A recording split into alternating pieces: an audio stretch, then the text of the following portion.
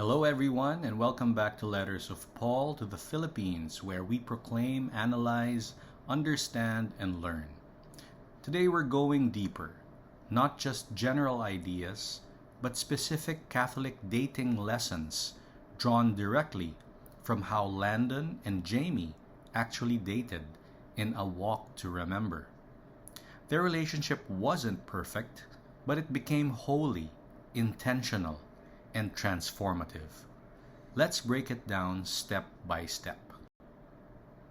At the beginning, Landon doesn't fall in love right away. In fact, he only spends time with Jamie because he needs help for the school play. And Jamie agrees, but with a condition. You have to promise you won't fall in love with me. At first, this sounds strange. But what she's really doing is protecting the seriousness of love. Jamie understands something that many people today ignore. Love is not a game. It has direction. It has consequences. This moment reveals something powerful. Jamie already lives with clarity and intention. She knows love is serious, relationships have consequences, and hearts should not be played with. She even demonstrates to Landon that she is not affected by what other people think about her. Landon is surprised. Jamie shows him how to deal with peer pressure by having clear values and intending to keep those values. Catholic lesson number 1. Don't date casually without intention. Many relationships today begin with, let's see where this goes. No pressure. But Catholic dating asks, where is this leading? Toward marriage or away from God? Jamie was already dating with purpose, even before Landon understood it. Catholic dating doesn't mean you're rushing into marriage or you're forcing commitment too early. It means this: you are discerning. You are asking even from the beginning, can I see myself growing in faith with this person? Does this relationship have the potential to lead to marriage? Is this helping me become more like Christ? Even if you're not ready for marriage yet, your intention is ordered toward it. In other words, you're not dating just to feel something. You're dating to discover something. Now let's look at the opposite. The kind of relationships that begin with, let's see where this goes. No labels, no pressure. We're just enjoying the moment. At first, this sounds freeing, but in reality, it often leads to confusion, attachment, and moral compromise. Why? Because the heart doesn't stay casual for long. Without intention, feelings grow faster than commitment. Physical intimacy replaces emotional clarity. Boundaries become harder to maintain. And this leads to what the Church calls occasions or near occasions of sin, situations where we are more likely to fall. When a relationship has no clear direction, couples often drift into situations like spending late nights alone without accountability, increasing physical affection without clear limits, and treating each other like spouses without the commitment of marriage. These are not random accidents. They are the natural result of undefined relationships. Because when you don't know where you're going, you stop asking, should we be doing this? In the beginning, Landon enters the relationship casually. Jamie enters it carefully. And because Jamie has intention, she maintains her boundaries. She stays rooted in her values. She doesn't allow the relationship to drift into something disordered. Eventually, Landon rises to meet her level. That's what intention does. It elevates the relationship. Dating with intention is not about being strict. It's about being honest and charitable. Without intention, you risk leading someone on, becoming emotionally dependent without commitment, getting hurt, or hurting someone else. With intention, you respect the other person's dignity, protect both hearts, and keep the relationship aligned with God's will. Let's analyze one of the most important parts of their relationship, Jamie's rules. She lives by a clear moral code. She dresses modestly, she avoids bad influences, she refuses to compromise her values.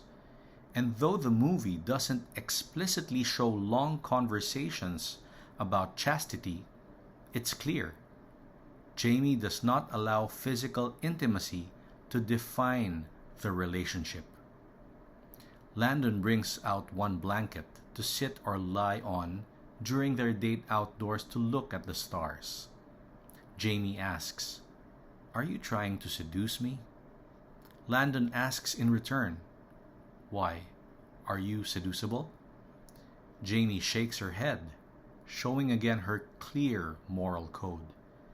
And Landon brings out another blanket for Jamie, which also means Landon actually respected Jamie's moral code too. When Landon starts to care for her deeply, there are no lust-driven scenes.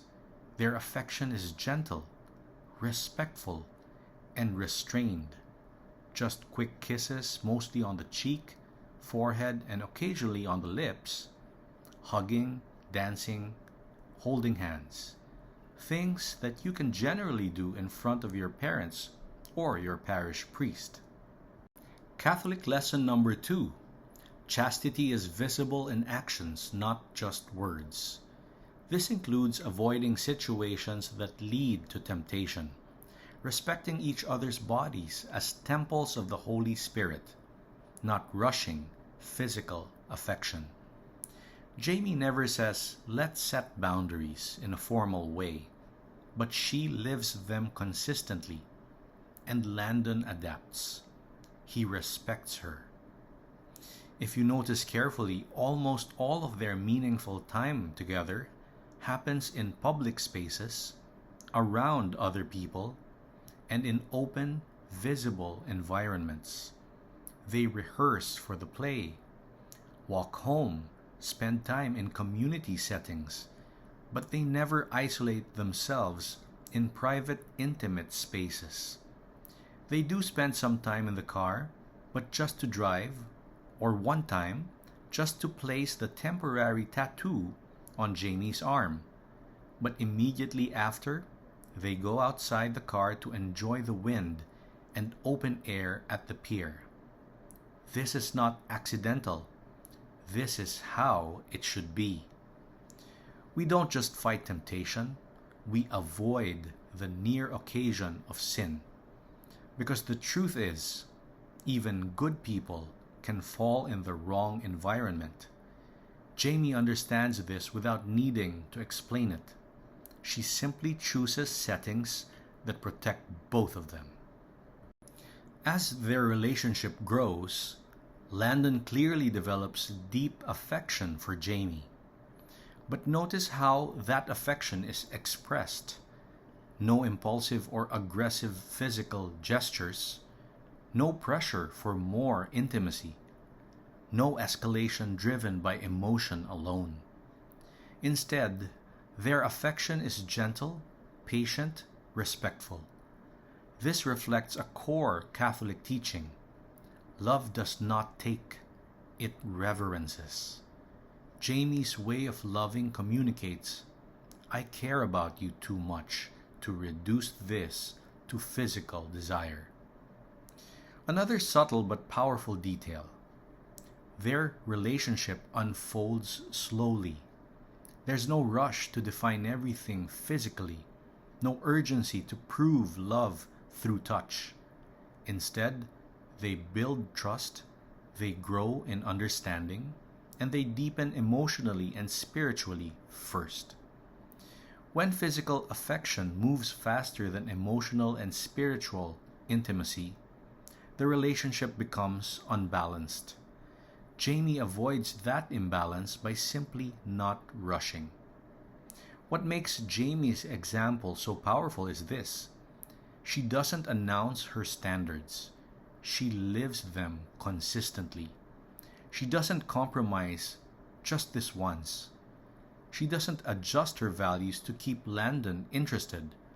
She remains steady even when feelings grow. And something important happens. Landon adapts. He doesn't feel controlled. He feels challenged. He doesn't feel rejected. He feels invited to something higher. So he begins to respect her space, to honor her dignity, and to love her in the way she deserves. Chastity in dating is not just about saying, "We're going to be pure." It's about creating a relationship where purity is built into the way you spend time, express affection, and make decisions. Jamie shows us that when one person lives chastity clearly and consistently, it doesn't push the other person away. It calls them upward. One of the most beautiful parts of the film is this: Jamie doesn't force Landon to change. He doesn't nag him, manipulate him, try to fix him.